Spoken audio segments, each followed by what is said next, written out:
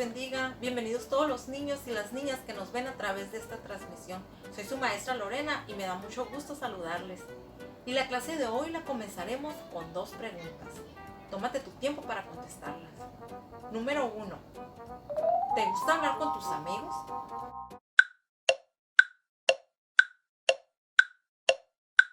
Número 2. ¿Por qué?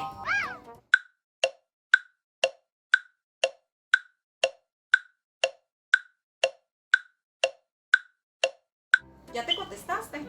Yo sé que sí te gusta platicar con tus amigos, porque cuando platicamos con nuestros amigos, ellos nos escuchan cuando nos sentimos tristes y también nos ayudan cuando se los pedimos.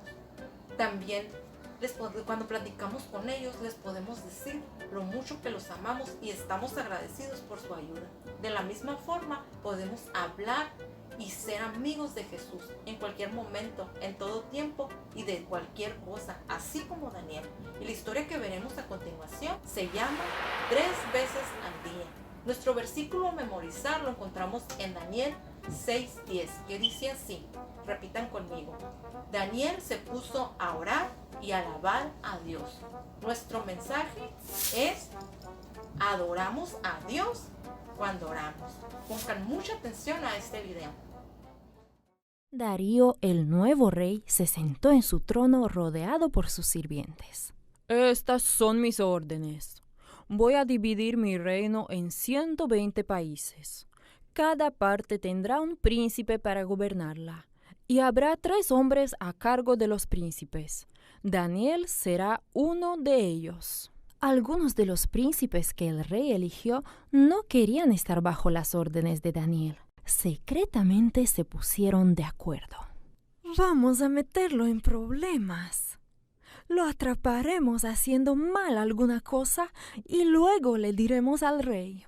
Pero aunque vigilaban cuidadosamente a Daniel cada día, no lo pudieron encontrar haciendo algo malo. Tengo un nuevo plan, anunció uno de los príncipes cuando se reunió con los otros hombres celosos y luego fueron a ver al rey.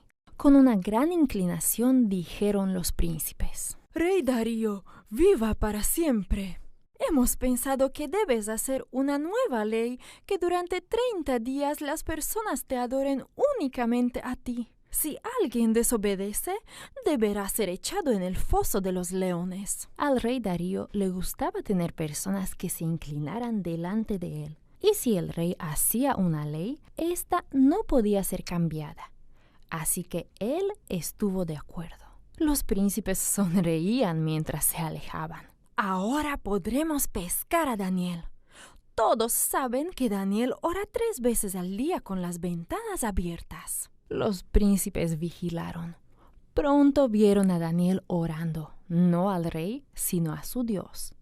Rápidamente fueron ante el rey. Daniel todavía sigue orando a su Dios. Ahora el rey Darío se dio cuenta que los príncipes le habían pedido que hiciera esa ley para deshacerse de Daniel. El rey Darío quería a Daniel, pero el rey había dado la ley. Tenía que cumplirla. Daniel tenía que ir al foso de los leones. Que tu Dios, a quien continuamente sirves, pueda salvarte, le dijo el rey a Daniel cuando los soldados lo llevaron. Toda esa noche el rey Darío estuvo preocupado por Daniel, y cuando fue a la cama no pudo dormir. Tan pronto como los primeros rayos del sol brillaron en la tierra, el rey fue apresuradamente al foso de los leones. Daniel, ¿te salvó tu Dios de los leones? Daniel le contestó: Oh rey, viva para siempre. Mi Dios envió su ángel para cerrar la boca de los leones. El rey sonrió cuando los soldados sacaban a Daniel del foso de los leones. Rápidamente regresó a su palacio y escribió una carta para ser leída en todo su reino. El rey escribió: El Dios de Daniel es el Dios viviente. Su Dios puede rescatar y salvar a su pueblo. Su Dios salvó a Daniel de los leones. La ley del rey Darío no podía impedir a Daniel que orara. ¡Wow, amiguitos! ¡Qué impresionante! Los leones no pudieron hacer que Daniel dejara de orar y de confiar en Dios. Dios escuchó la oración de Daniel y así Dios escucha tus oraciones. Y a continuación, amiguitos, les voy a mostrar esta caja que han estado viendo desde hace ratito, ¿verdad? Esta caja la hicimos yo y mi hija Rubí para orar como Daniel, para que no se nos olvide. En esta caja yo le pedí a Rubí que pusiera unas tarjetas donde ella dibujó los motivos o las personas por las cuales ella quería orar. ¿Las quieren ver? Bueno, que ella misma se las muestre. Pásale, Rubí. Hola. A ver, Rubí, muéstrale a nuestros amiguitos tus motivos de oración para que ellos se motiven también a orar. A ver. Bueno, yo quiero orar por mi familia. Aquí está yo, aquí está mi hermana, aquí está mi papá y aquí está mi mamá. Muy bien. Yo quiero orar por mi casa y por mi familia. Muy bien, muy bonitos motivos de oración, niños. A ver, ¿qué más, Rubí? También quiero orar por la iglesia. Esta es una cruz y aquí estamos alabando a Dios. Muy bien, muy bonito. A ver, ¿qué más? También quiero orar por los niños de mi salón, por mi prima Sofía, por yo y por mi amigo Álvaro. Muy bien, por el Álvaro. A ver, ¿qué más? También quiero orar por la pastora Rebeca y también por el pastor César Ararillas. Y la pastora anda muy guapa con su túnica de colores. Con su túnica de colores, la pastora, bien guapa, ¿no? Muy bien, Rubí, muy bien. Siéntate. Bueno, amiguitos, ustedes también pueden hacer su propia caja de oración. Lo único que ocupan es una caja de zapatos y material que tengan en casa, con la ayuda de sus papás, ¿ok? La caja de oraciones les recordará orar como Daniel 3 veces al día. Pueden orar, sacar una carta de oración, no se levanten, cuando vayan a comer o cuando se vayan a dormir, ¿ok? Entonces, amiguitos, Rubí es amigo de todos ustedes y ella me pidió orar. Así que ahí donde están, cierren sus ojitos y vamos a orar junto con Rubí, ¿ok? Señor, te pido que guardes a mis amigos y a mis amigas, que los guardes. Te pido por la casa, las casas de ellos y por sus papás y por sus mamás, que los cuides, que los volvamos a ver a la iglesia. Y también te pido que protejas a la iglesia, que no le vaya a pasar nada. Te pido por los pastores y por la pastora, por el pastor y por mis hermanos de la fe. También te pido por mis amigas y por mis amigos y por mis maestros y mis maestras. En el nombre de Jesús, todos decimos amén. Bueno, amiguitos, para terminar, vamos a recordar el versículo de memoria, ¿ok? Sí. El versículo de memoria se encuentra en Daniel 6:10. Repitan todos conmigo, vamos a decirlo, Rubí. Daniel se puso a orar y a alabar a Dios. Bueno, amiguitos, pues nos despedimos, nos dio mucho gusto saludarlos por aquí, aunque no los podemos ver, estamos orando por ellos, ¿verdad, Rubí? Queremos mucho, que Dios los bendiga, bye bye.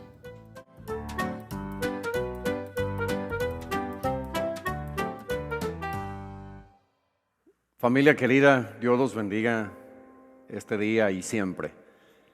Les damos la más cordial bienvenida a esta transmisión donde estamos confiados que Dios y su palabra nos van a bendecir como Él lo ha prometido. Le damos la más cordial bienvenida a la iglesia, Aposento Alto, así como a todas aquellas personas que en cualquier parte del mundo nos estén viendo en este momento o en repeticiones posteriores. Esta mañana yo quiero hablar acerca de un tema que Dios ha puesto en mi corazón y que de alguna manera se viene manifestando como la experiencia de millones de personas alrededor del mundo a causa de lo que estamos viviendo. El tema que vamos a considerar en esta mañana se titula Neutralizando la nostalgia. Y vamos a usar como texto base el segundo libro de Samuel en su capítulo 23, en el versículo 13, Segundo de Samuel, capítulo 23, versículo 13. Dice la Biblia: y 3 de los 30 descendieron y vinieron en tiempo de la siega a David en la cueva de Adulam. Y el campamento de los filisteos estaba en el valle de Refaim. David entonces estaba en el lugar fuerte. Y había en Belén una guarnición de los filisteos. Y David dijo con vehemencia: ¿quién me diera a beber del agua del pozo de Belén que está junto a la puerta? Entonces los 3 valientes irrumpieron por el campamento de los filisteos y sacaron agua del pozo de Belén que estaba junto a la puerta, y tomaron y la trajeron a David. Mas él no la quiso beber, sino que la derramó para Jehová, diciendo: lejos sea de mí, oh Jehová, que yo haga esto. ¿He de beber yo la sangre de los varones que fueron con peligro de su vida? Y no quiso beberla. Los 3 valientes hicieron esto. Vamos a orar por esta palabra. Dios, en esta mañana nosotros te agradecemos la bendición tan grande que significa para nosotros tu presencia y tu bendita palabra. Oramos que tú, Dios, Espíritu Santo, hagas que esta palabra vaya a lo más profundo de nuestro corazón, de nuestro ser. Allí donde las palabras de un hombre no pueden llegar, pero donde tú tienes acceso por tu poder, y la implantes, Señor, en el corazón de cada uno de nosotros. Perdona nuestros pecados, que esta palabra, Señor, venga a direccionar nuestra vida y que fructifique en nosotros mismos, pero también tenga un fruto para otros, y que haya el fruto mayor, aquel que glorifica y exalta tu nombre. Háblanos al corazón, Señor, te lo pedimos con todo nuestro ser, en el nombre de Jesús. Amén. La nostalgia se define como un sentimiento de pesar por la ausencia, privación o pérdida de alguien o de algo muy querido. El sufrimiento nostálgico surge por algo que de pronto ha cambiado.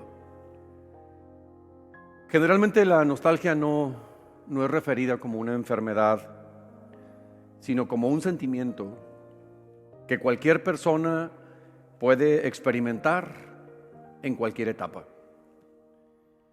De hecho, estamos viviendo en tiempos que fomentan este sentimiento. Muchos anhelamos la forma de vida que teníamos antes de esta pandemia y deseamos cosas que en este momento no nos son posibles. Deseamos congregarnos, deseamos salir, deseamos abrazar, deseamos tener contactos físicos. Pero las circunstancias han cambiado tantas cosas que en otro tiempo no fueron normales, comunes, pero que ahora hay restricciones, y entonces sentimos esa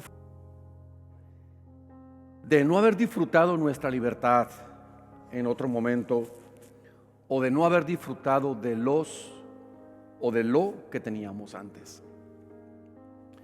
En la Biblia encontramos algunos personajes que experimentaron la nostalgia. Por ejemplo, los israelitas, según el libro de Números en su capítulo 11, ellos han sido sacados por Dios con mano poderosa de la esclavitud en Egipto, donde eran vejados, humillados, abusados, y viviendo en condiciones tan precarias. Dios se acordó, dice la Biblia, de su pueblo, y entonces intervino para librarlos de la opresión en la que se encontraban. Fueron libres, experimentaron la victoria inaugural de su libertad. Todo está bien, hay alegría, hay gozo, pero comenzaron a tener algunas experiencias en el desierto que empezaron a sacar las cosas que había en ellos, y que ese desierto por el cual Dios los llevaba era con propósito. Y mire qué rápido se descubrió el propósito del desierto. Dice la Biblia que ellos comenzaron a experimentar una nostalgia por las cosas que tenían antes. Y dicen, nos acordábamos del pescado que comíamos en Egipto, escúchelo, de balde, gratis. De los pepinos, los melones, los puerros, las cebollas y los ajos. Y ahora nuestra alma se seca, pues nada sino este maná ven nuestros ojos. Es increíble que a veces podamos extrañar cosas que deberían estar totalmente olvidadas. Alguien tiene que escuchar esta palabra, porque no es posible en la nueva naturaleza como cristianos seguir extrañando cosas que debían o debieron haber quedado completamente olvidadas. El israelita se acordaba de su pasado de esclavitud y lo presenta como mejor que su condición presente de libertad. Extrañan su pasado de esclavitud porque no valoran su presente de libertad y el futuro de esperanza que les esperaba.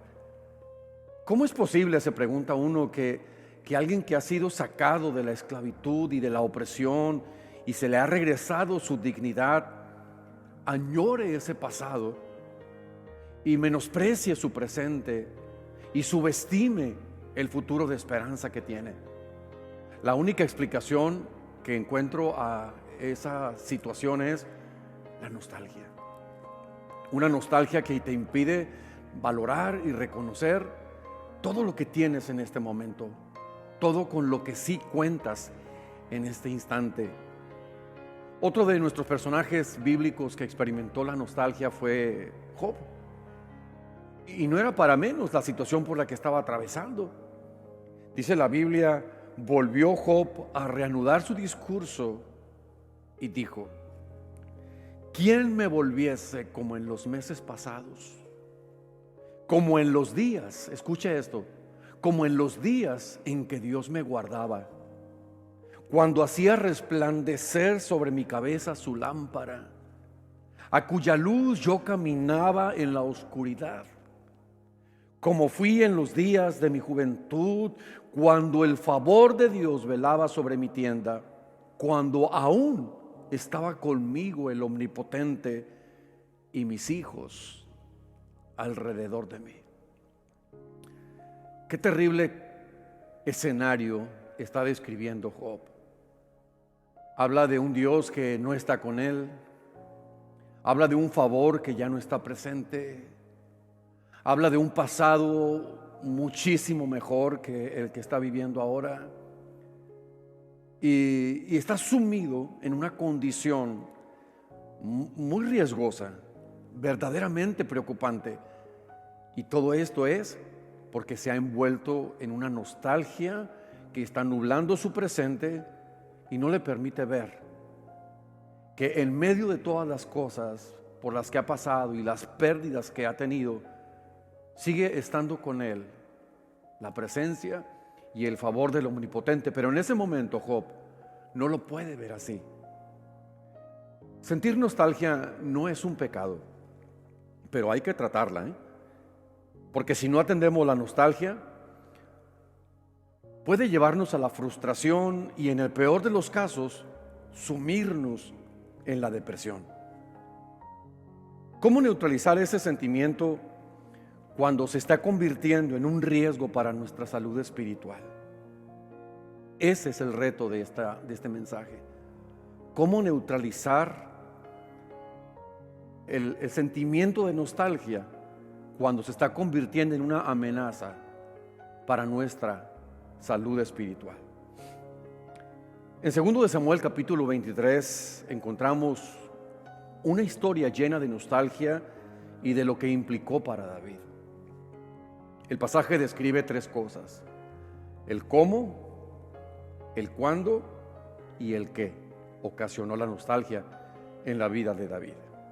Yo quiero que consideremos unas 4 reflexiones de este texto, y el primero que quiero que consideremos es este: es muy fácil cultivar la nostalgia.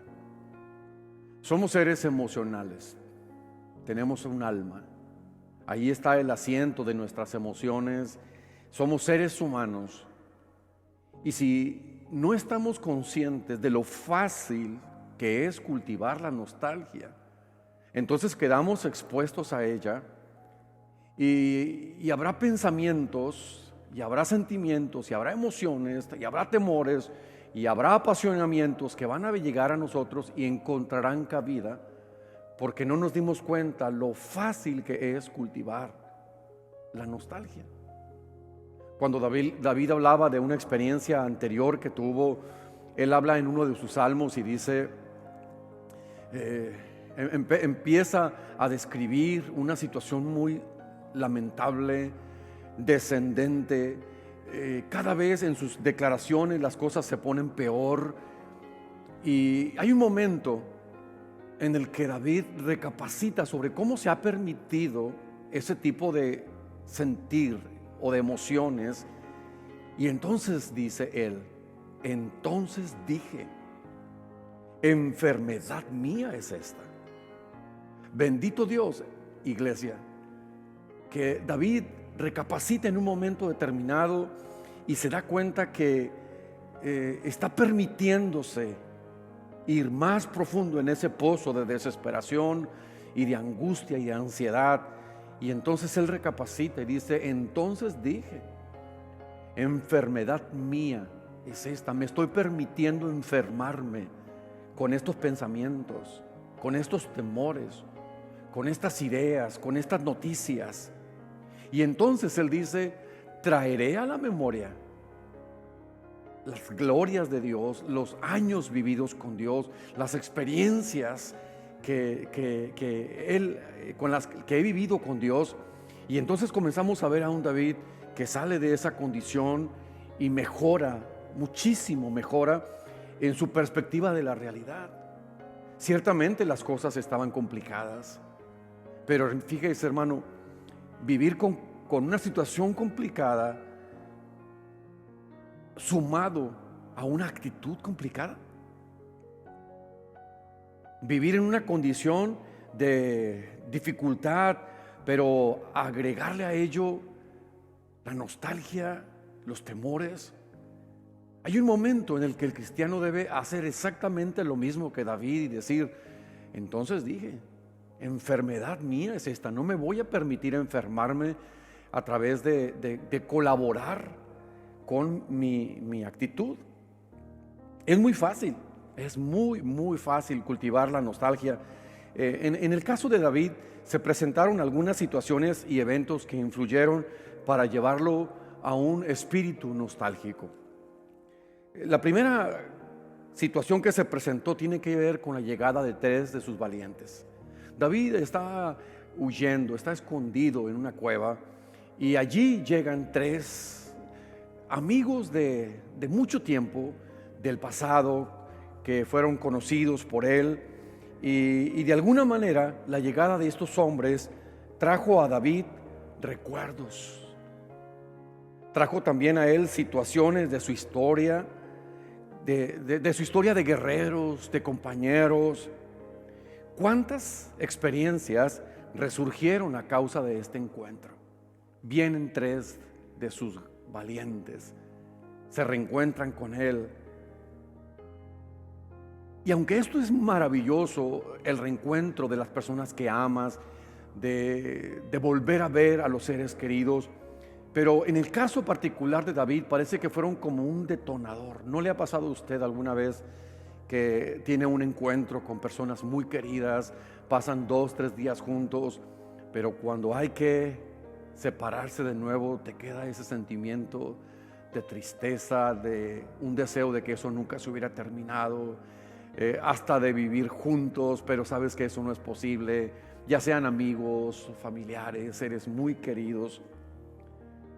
muchos entran en un estado nostálgico al recordar experiencias con personas que estimaron en tiempos pasados.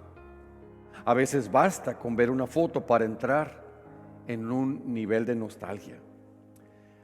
La segunda situación que influyó tiene que ver con la frase: vinieron en el tiempo de la siega. David estaba en este momento en un estado de insatisfacción. La Biblia dice que había cosecha, pero no era precisamente su pueblo quien lo estaba cosechando, sino los filisteos. Por otro lado, David no pertenece a esa cueva. Está en esa cueva porque las circunstancias lo han obligado. De alguna manera, David está obligado al encierro. Él está obligado al aislamiento. Está su vida de por medio. De alguna manera, hermanos, nosotros podemos entender una pequeña parte de ese sentir que tiene David en este momento. No fuimos diseñados para el encierro. No fuimos creados para una condición así. Ahora David está encerrado en esa cueva. Él no pertenece a esa cueva. Está allí porque las circunstancias lo han obligado. ¿Qué tal se ha sentido usted estos días de encierro, de aislamiento? ¿No le parecen de pronto como los días largos? ¿No le parece de pronto como que le sobra tiempo? ¿No se siente a veces como con cierta culpa de haber desperdiciado mucho tiempo de algún día en el aislamiento? Esa sensación de lejanía y de estar donde no perteneces y donde no quieres estar puede dañar nuestro estado emocional. Probablemente el reencuentro con los amigos, el ver que los filisteos son los que están cosechando tu trigo, el darte cuenta que estás donde no quieres estar y donde no perteneces estar, llevó a pensar a David en su infancia.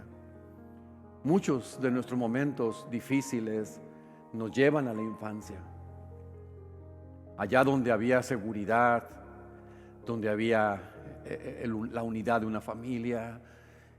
Hay muchas cosas que quisiéramos volver a esas condiciones, sobre todo cuando estamos en momentos difíciles.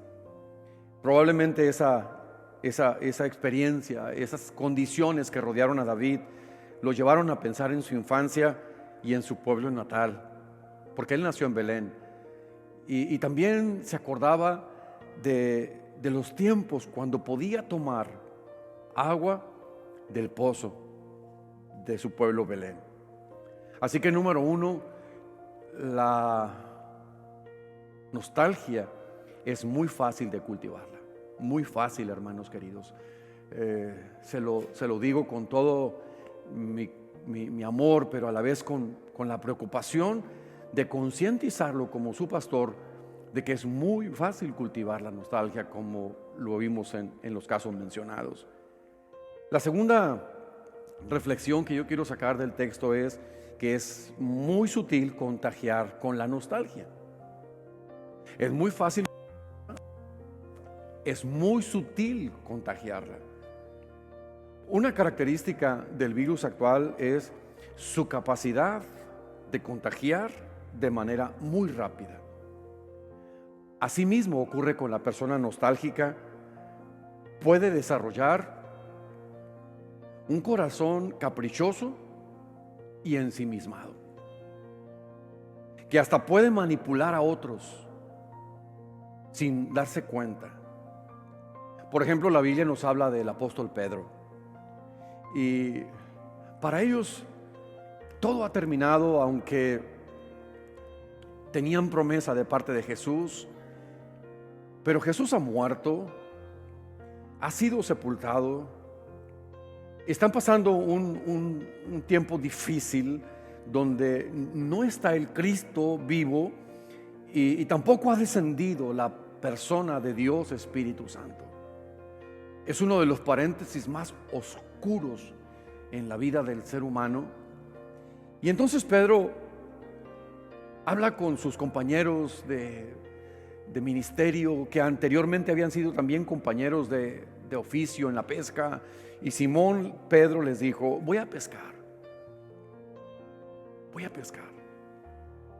Si él hubiera estado consciente de su influencia y de sus palabras, y si Pedro hubiera estado consciente de lo fácil que es contagiar a otros con la nostalgia, voy a pescar.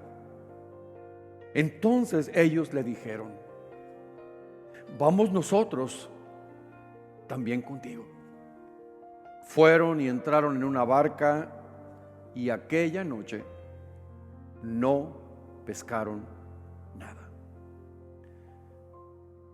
Encontramos a un Pedro nostálgico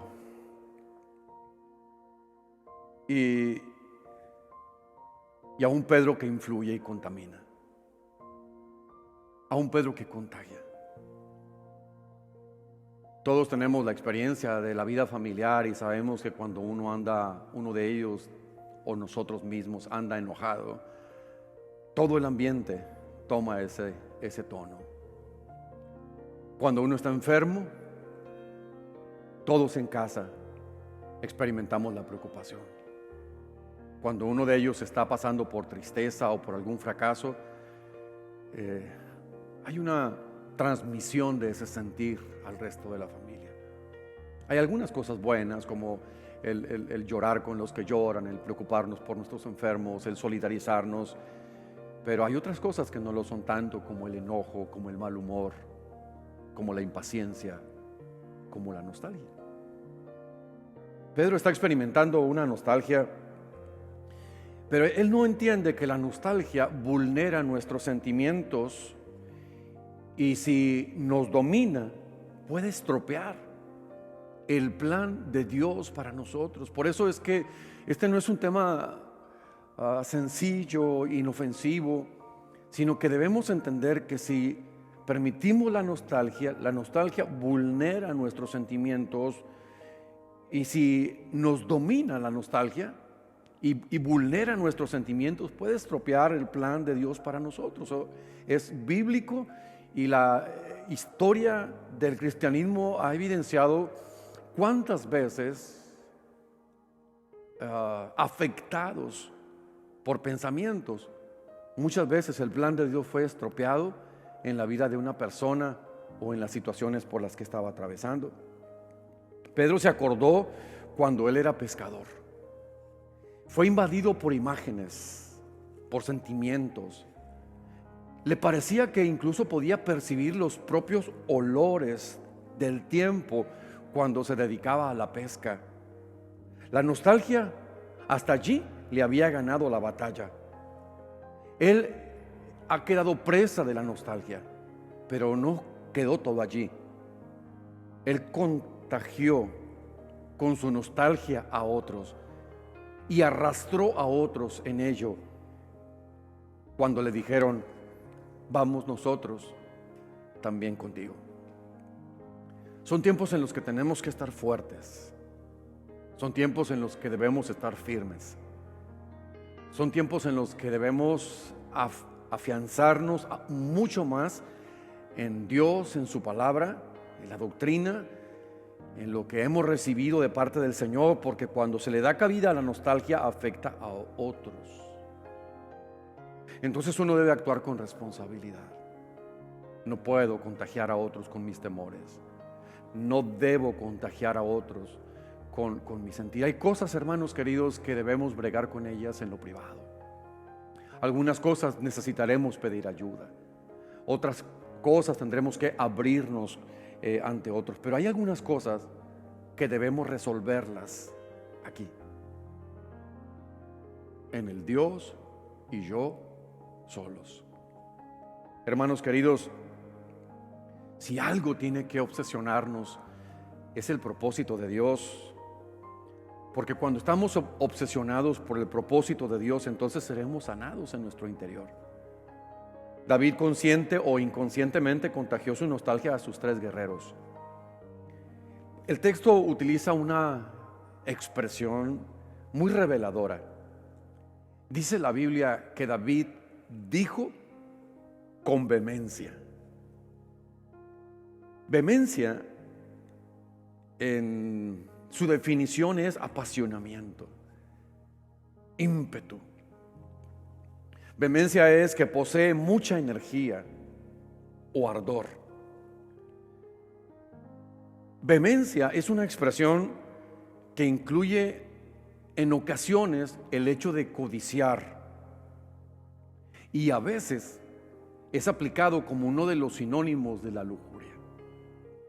Sí, tiene su connotación positiva, pero por la intensidad del concepto vehemencia incluso llega a aplicarse para ese deseo tan intenso acerca de las cosas de pecado, como Amnón, que vehementemente deseaba a su propia hermana.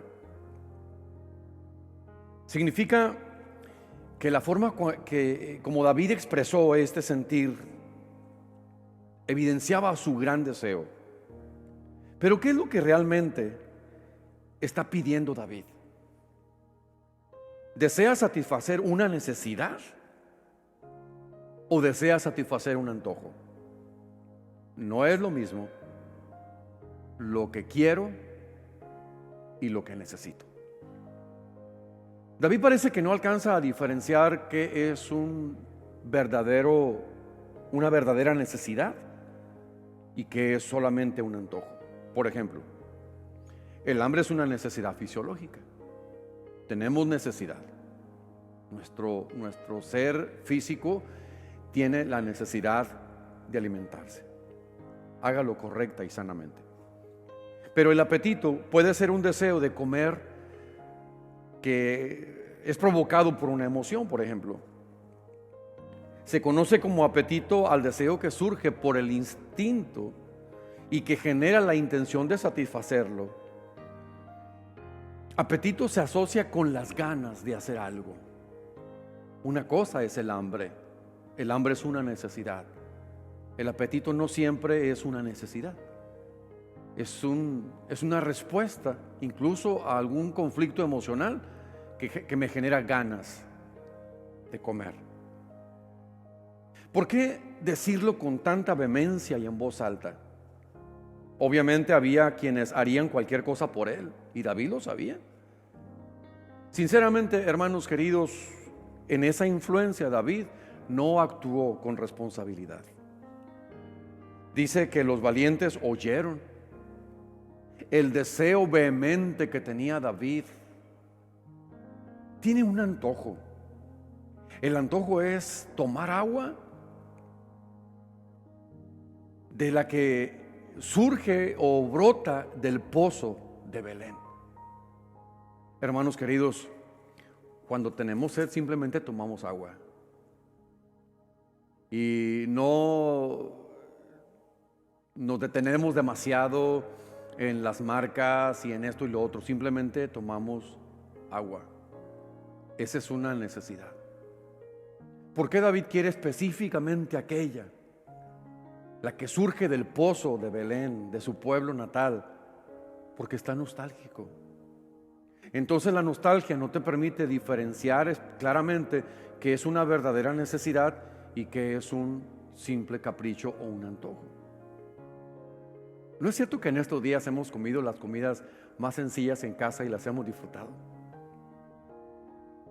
Y hemos reencontrado nuestros gustos con cosas sencillas que hoy tenemos en nuestras casas, quizá cuando no hay la suficiente provisión o la abundancia, o simplemente porque no hemos ido de compras y hemos disfrutado de esas cosas tan sencillas. La nostalgia te hace subestimar esa bendición sencilla, esa comida sencilla, esa experiencia sencilla, porque la nostalgia no te permite ver la riqueza que hay en esa experiencia. En esa influencia David no actuó con responsabilidad y encontramos aquí a 3 hombres que arriesgan su vida. Sinceramente, hermanos, ¿vale la pena arriesgar la propia vida y lo que eso implicaría para sus familias solo para ir y traer agua del pozo de Belén? Por eso es riesgosa la nostalgia, porque no estamos conscientes cómo exponemos a otros con nuestros caprichos. Número 1, la nostalgia es muy fácil de cultivar. Número 2, la nostalgia es muy sutil de contagiar. Número 3, la nostalgia es peligroso fomentarla. Es peligroso fomentar la nostalgia. ¿Por qué fue peligroso en este caso? Bueno, hay varias cosas. La primera es porque implicó riesgo. Dice que los 3 irrumpieron. La expresión da la idea de entrar y pelear con los enemigos para conseguir el agua que David deseaba. Es peligroso. Número 2, este acto de estos muchachos, de estos valientes, implicó confusión porque ellos asumen que el deseo del rey debía ser también su deseo.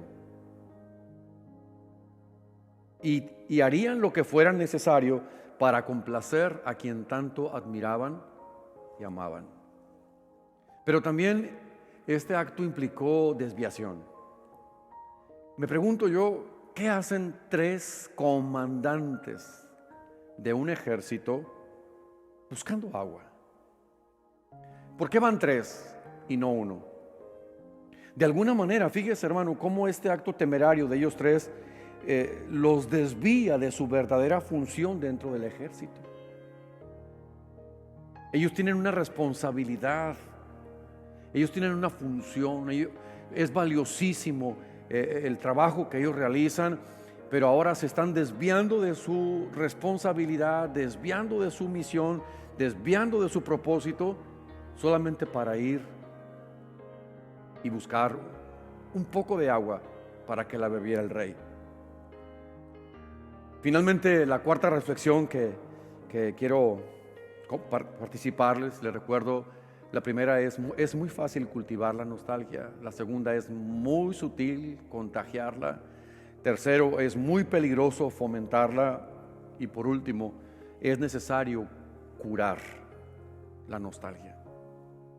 Cuando David se da cuenta de su situación o de lo ocurrido, él toma acciones para no generar una idolatría hacia su persona.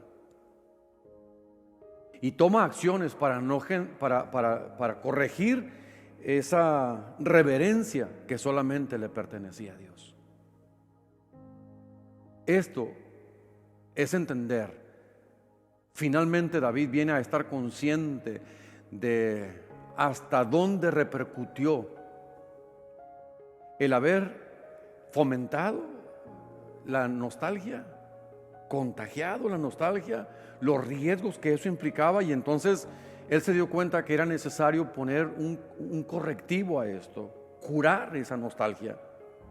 Cuando él se da cuenta, viene a estar consciente que estos hombres hicieron cosas por él casi al límite idolátrico, pero también él está consciente de que ellos han hecho algo que solamente Dios es digno de que se haga eso. La tentación de las personas es idolatrar a los líderes carismáticos. Siempre a lo largo de la historia el hombre en ese afán de ver, de tener algo tangible que pueda palpar, ha volcado su adoración que solo le corresponde a Dios, incluso a personas, a líderes carismáticos que, conscientes de esa influencia y ese efecto que tienen sobre personas, se han aprovechado de ellos. ¿Qué hizo David para corregir el error de su nostalgia? Bueno, cometió el error, pues. ¿Qué hace ahora David para corregir ese error? Número 1, fue sensible. Todos nosotros debemos ser muy sensibles en este tiempo. Y se dio cuenta David que había impuesto su deseo a gente que amaba. Fue sensible a eso. Nosotros tenemos que ser sensibles en una experiencia de nostalgia que estuviéramos viviendo, ser sensibles y decir, esto no está bien, esto no está bien. Estoy imponiéndoles a otros mi estado de ánimo, estoy imponiéndoles a otros mis deseos. No son momentos, hermanos queridos, familia, de pensar en capricho, en antojo, en algunas cosas, cuando eso implique para nosotros o para los nuestros algún riesgo. En segundo lugar, David no solamente fue sensible, pero fue sensato.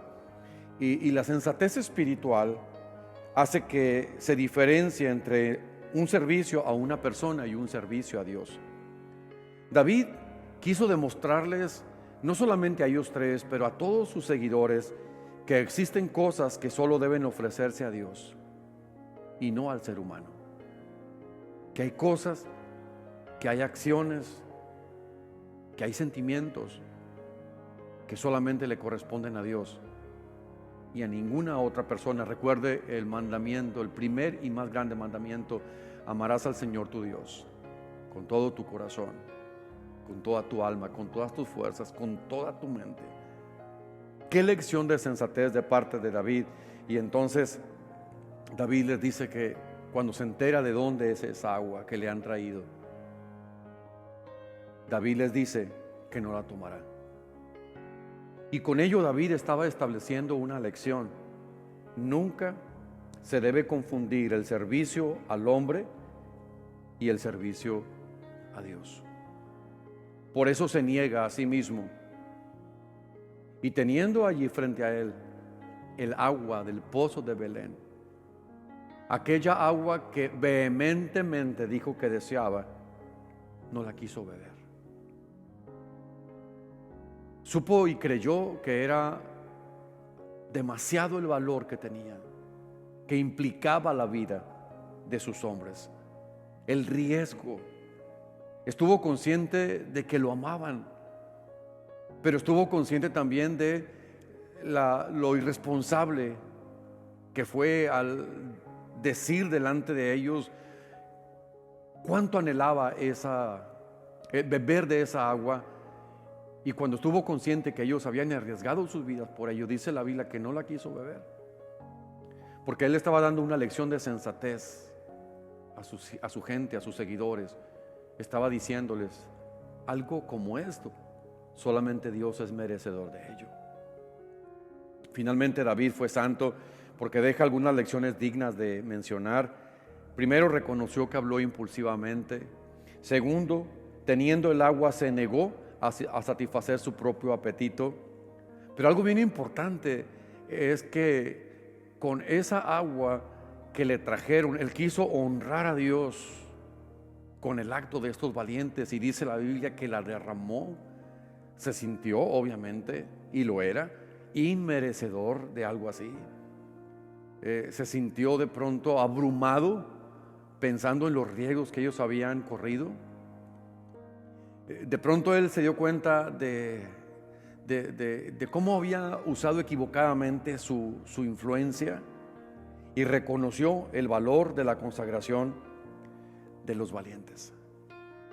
El principio, hermanos queridos, de honrar a Dios se halla en toda la Biblia. Lucas capítulo 17 registra la actitud del único leproso que regresó dando gloria a Dios. Lucas capítulo 23 destaca al centurión que reconoció que Dios estaba presente en lo acontecido cuando Cristo murió y dio gloria a Dios. Juan capítulo 9 menciona al hombre ciego que nombró a Jesús como el autor de su sanidad, dándole gloria a él. A través de toda la Biblia vamos a encontrar el principio que revela que Dios debe ser honrado en todas las cosas. Están estos ejemplos, pero todo lo contrario ocurrió en Hechos capítulo 12 con Herodes, quien por no darle gloria a Dios sufrió una enfermedad de muerte. Aunque los tres que trajeron el agua no fueron nombrados, su sacrificio fue debidamente valorado.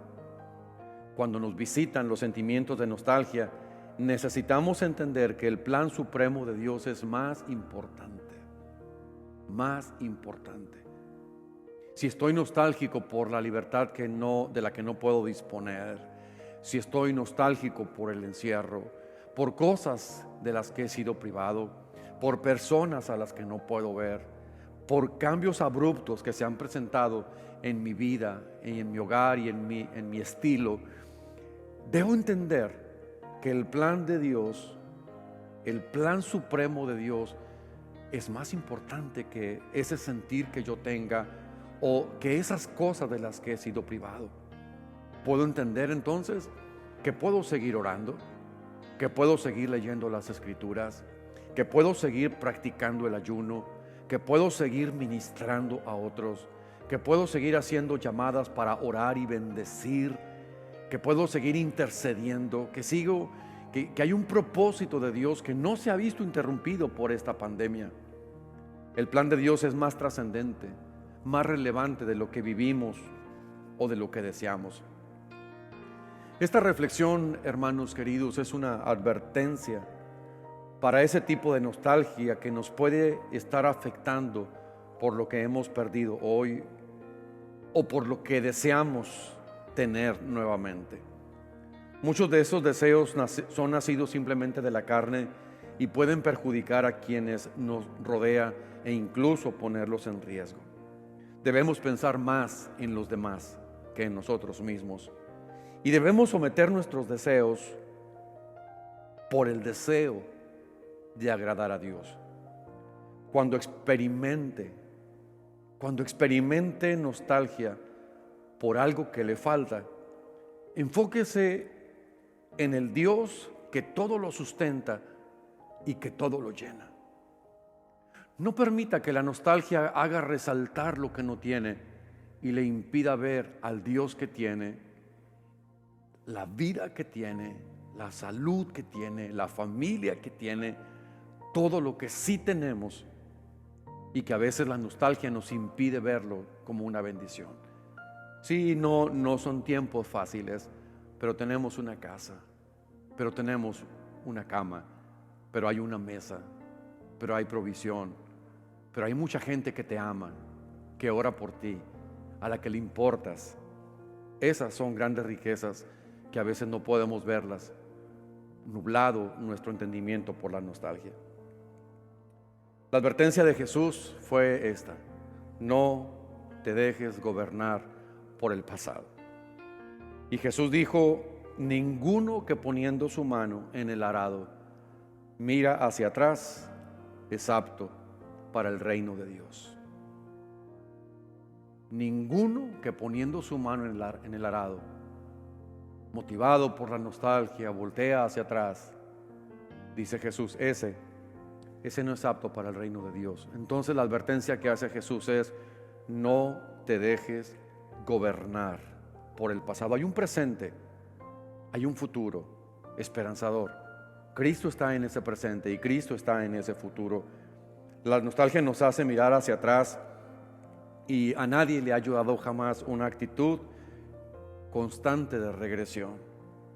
Estos mismos sentimientos hacia Sodoma le costaron la vida a la mujer de Lot, quien movida por la nostalgia volteó hacia atrás y al mirar hacia atrás quedó convertida en una estatua de sal. La nostalgia no tratada nos paraliza y nos demora. Pero quiero terminar hablándoles cuáles son las memorias que trae el Espíritu Santo. Cuando Jesús habló de Dios, el Espíritu Santo, dijo más: el Consolador, el Espíritu Santo, al cual el Padre enviará en mi nombre. Él, hablando de Dios, el Espíritu Santo, os enseñará todas las cosas y os recordará todas las cosas que os he dicho. Qué maravilloso es esto. Saber que el Espíritu Santo que mora en nosotros trae a nosotros recuerdos. Pero ni uno de esos recuerdos que trae el Espíritu vienen a traer tristeza, ni nostalgia, ni regresión, ni nos meten problemas, ni nos complica la condición familiar.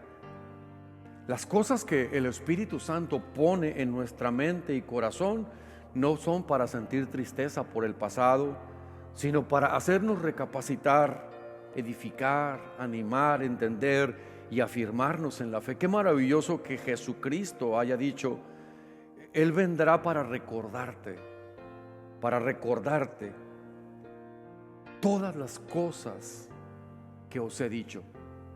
Jamás en la vida alguien que escuche la palabra se ha sentido deprimido, se ha sentido de menor valor o acorralado. Nunca.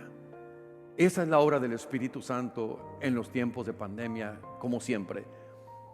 Recordarnos todas las cosas que Jesús nos ha dicho. ¿Cómo enfrentó Jesús este sentimiento de la nostalgia?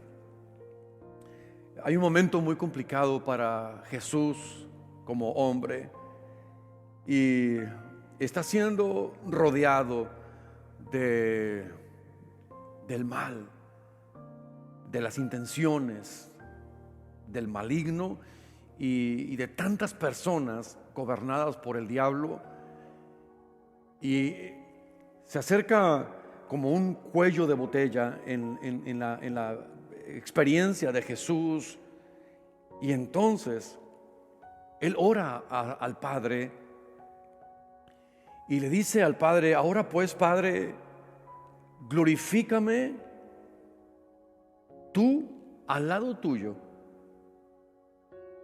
Y vea la frase que usa Jesús: con aquella gloria que tuve contigo antes que el mundo fuese. ¿No era mejor, muchísimo mejor, como Cristo estaba allá en aquella gloria que Él tenía con el Padre desde antes que el mundo fuese? ¿No era motivo como para sentirse nostálgico y deprimirse cuando Jesús recordaba aquella gloria en poder, en majestad, en privilegio, en reconocimiento? Él es merecedor de todo eso. Pero ahora Jesús habla de aquella gloria que tuvo, y Jesús recordaba su pasado, pero lo hacía con gozo, con alegría, con expectativa, pero no con tristeza.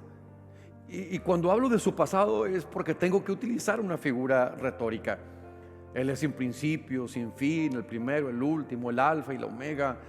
Él es el mismo de ayer, de hoy y por todos los siglos. Pero cuando Jesús habla de aquella gloria que tuvo con el Padre, no significó para él tristeza, ni estancamiento, ni incapacidad.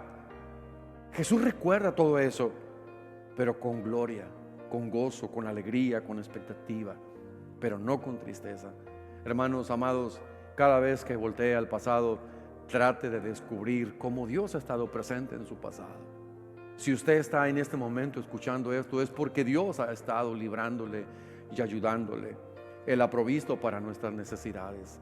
Sobre todas las cosas nos ha dado su presencia, su amor, su paz, su ayuda. Cuando se pudieron haber presentado en Jesús sentimientos nostálgicos, Él los resistió. Y los resistió con la oración y con la comunión con su Padre. Él tenía la memoria intacta de esa gloria. ¿De acuerdo? Él recordaba, se lo dijo a su Padre: con aquella gloria que tuve contigo antes que el mundo fuese. Él tiene la memoria intacta de esa gloria, pero también estaba consciente que tenía una misión que cumplir. Y Jesús no fue neutralizado pensando en aquella gloria. Aquella gloria la recordaba con alegría, con gozo, con satisfacción, con plenitud, pero Jesús está consciente de que tiene una misión que cumplir, porque para Cristo el propósito del Padre era superior al recuerdo, cuando le dijo al Padre: con aquella gloria que tuve contigo. No permita que la nostalgia le impida cumplir el propósito. Jesús recordaba todas las glorias pasadas, pero eso no le estorbaba ni le impidió seguir adelante con el propósito, la misión que tenía. No había lugar para los sentimientos de nostalgia comparado con la misión y los resultados que tenía por delante. Finalmente, hermano, yo solo quiero decirle que 4 sencillos pasos prácticos para enfrentar la nostalgia, bien sencillos, muy conocidos, pero que es necesario recordárselos. Número 1, hay que orar. Hay que orar. Cuando usted se descubra que tiene un gran sentir, un sufrimiento nostálgico, quizás sea porque está menguando en la oración. Necesitamos orar. La oración nos mantiene conectados y la oración nos mantiene viendo a nuestro pasado con alegría, el presente con gozo y el futuro con toda la esperanza. No deje de orar. Número 2, necesitamos estrechar la relación con el cuerpo de Cristo. Yo le felicito por estar aquí, porque aunque no estemos juntos, estamos aquí y necesitamos al cuerpo de Cristo.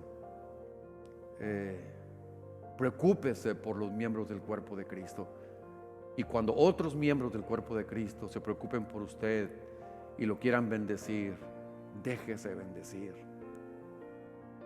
Hagamos contactos con otros creyentes, animémosles en la fe, hay que motivarlos y hacerles saber que en esto no estamos solos, que estamos con Dios y que estamos juntos los unos con los otros y que Dios va a sacarnos adelante.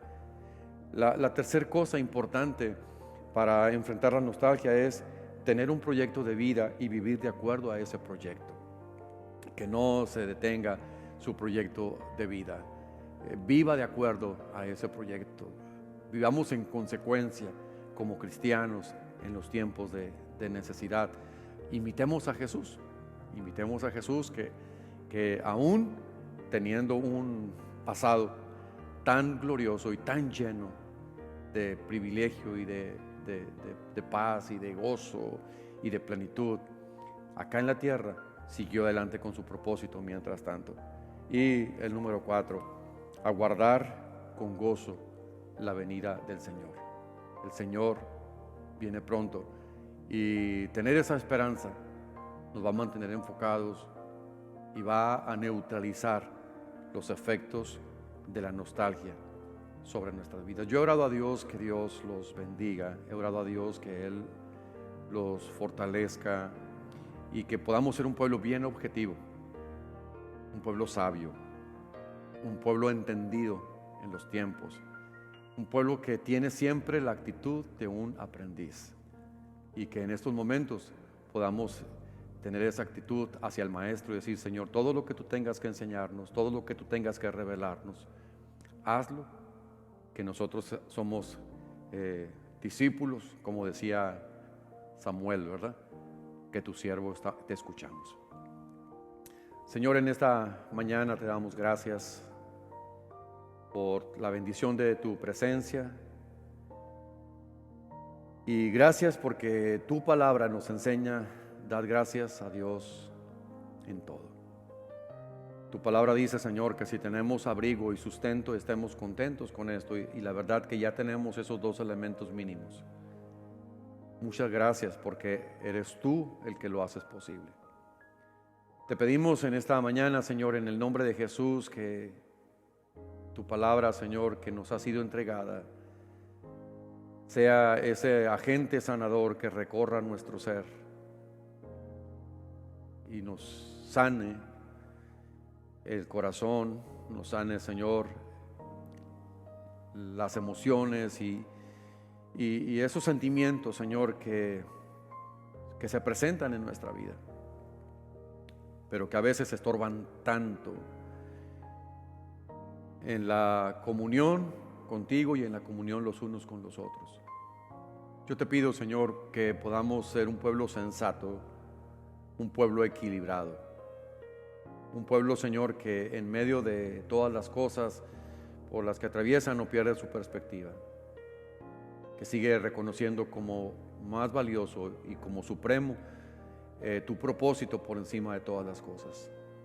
Yo te pido, Señor, que el corazón de tu iglesia sea llenado de esa paz que sobrepasa el entendimiento, porque esa paz es la que guarda el corazón y los pensamientos.